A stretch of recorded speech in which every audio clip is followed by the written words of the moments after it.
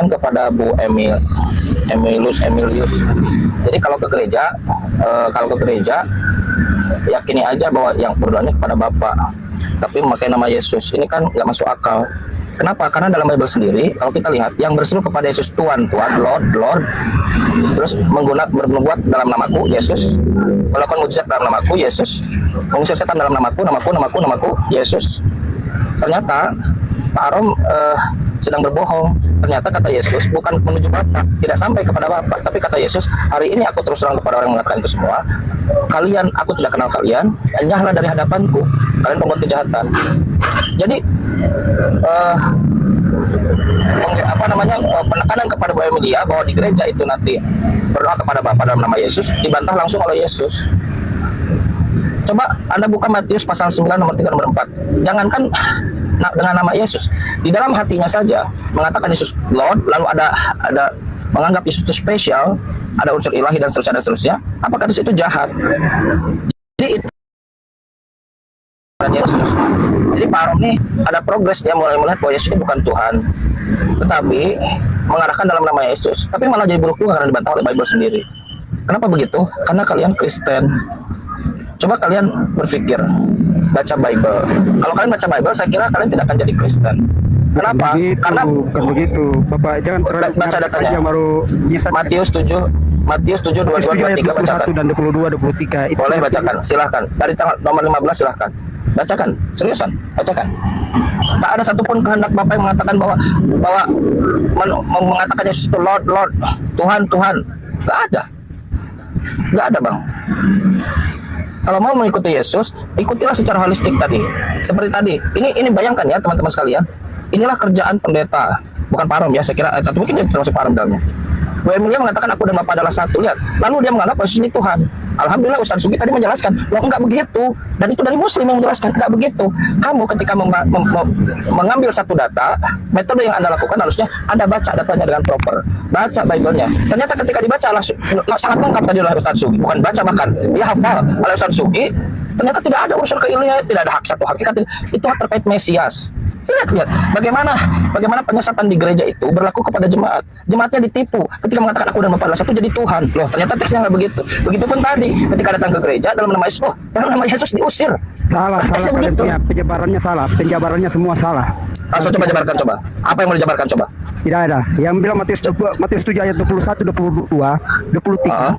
Itu merujuk kepada orang yang mengenal Yesus, tetapi tidak melakukan kehendak Bapa di surga, tidak melakukan kehendak Yesus, tetapi dia cuma berkata, Tuhan, aku tahu kamu, engkau Tuhan, engkau Yesus, engkau juru selamat, tetapi dia tidak melakukan perintahnya. Dia itu sama dengan siap. Baik. Sekarang tunjukkan kepada saya di mana kehendak Bapa untuk menuhankan Yesus. Kehendak Bapa. Di mana kehendak Bapa untuk menuhankan Yesus? Ada. Kehendak Bapa. Kehendak Yesus kecuali mengikuti kehendak Bapa. Sekarang di mana kehendak Bapa untuk menuhankan Yesus? Dengar. Yesus diberikan otoritas full kepada Bapaknya untuk menjadi kuasa segala sesuatu. Yesus kepada Bapaknya, kembali kok Yesus beri otoritas kepada Bapa. Yesus dia utusan Bapaknya. Bapak yang memberikan otoritas kepada Yesus. Bapak memberikan otoritas penuh kepada anaknya, namanya Yesus Kristus. Jadi segala kuasa di bumi dan di surga, dia diberikan kuasa. Itu bukan manusia kaleng-kaleng itu, Yesus itu. Sampai dia diberikan kuasa oleh Sang Pencipta langsung. Gitu.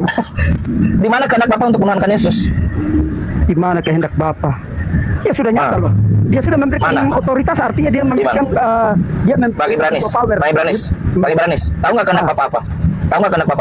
Tahu? Tahu? Di dalam Yohanes 6 ayat 37, kehendak Bapa itu membawa orang-orang yang sudah diselamatkan, orang-orang yang dipilih datang kepada Yesus supaya Yesus membangkitkan dia pada akhir zaman. Itu Yohanes 6 ayat 37 dan 38. Kehendak Bapa itu, kehendak Bapa itu deklarasi, inilah anakku, kepadanya lah aku berkenan, dengarkanlah Yesus. Bapak berkehendak untuk mendengarkan Yesus. Sekarang pertanyaan, Anda mau mendengarkan Yesus tidak? Mendengarkan Yesus. Karena begini, menurut Yesus, sebentar. Menurut Yesus, hidup yang kekal itu meyakini Yesus sebagai Tuhan atau utusan Tuhan? Yesus sebagai Tuhan. 1 Korintus 8 ayat 6. Dia sebagai Tuhan dan Allah Bapa adalah Allah.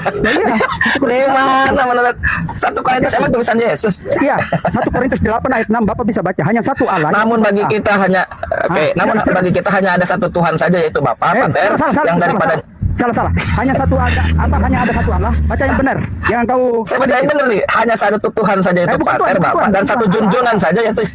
saya hafal. Jangan kau pelintir ya. Kalau di mana Yesus ya? Pelintir ya. Jangan kau Apa pelintir. urusan Yesus? Oke, apa urusan Yesus dengan 1 Korintus 8 nomor 6?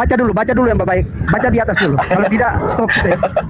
Yang pelintir Oke. ini kalian punya Anda baca kalau gitu. Kalau Anda tidak setuju yang saya baca, Anda yang baca kalau gitu.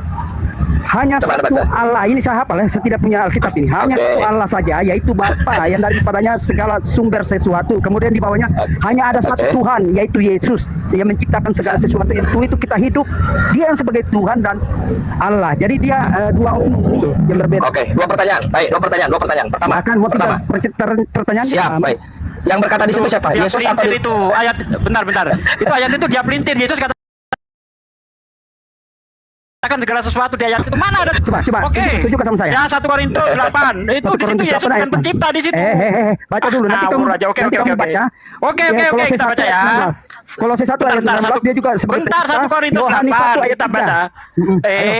Ini kebongkar tipuannya mau kemana-mana dia. Tidak. Ya. Saya bantah kamu. Saya bantah. Oke, saya baca dari ayat 5. Oke, saya baca dari ayat 5. Ayat 6 langsung ayat 6.